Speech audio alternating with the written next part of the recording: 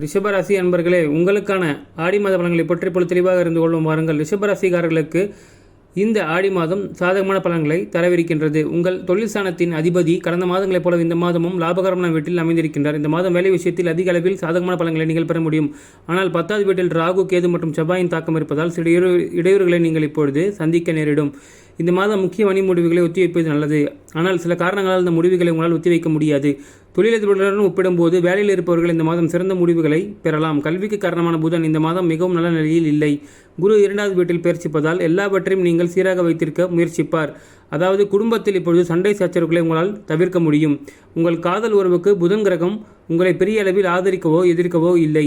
இந்த மாதம் ராகுவின் நட்சத்திரத்தில் குரு இருப்பார் மற்றும் உங்கள் கர்மஸ்தானத்தில் ராகு கிரகம் உள்ளது. அத்தகைய சூழ்நிலையில் உங்கள் கடின உழைப்பை சரியாக பயன்படுத்தி நல்ல வருமானம் ஈட்ட இப்பொழுது முயற்சி செய்வீர்கள். இந்த மாதம் உங்கள் ஆரோக்கியத்திற்கு கடுமையான பலன்களை தருவதாக தெரிகிறது.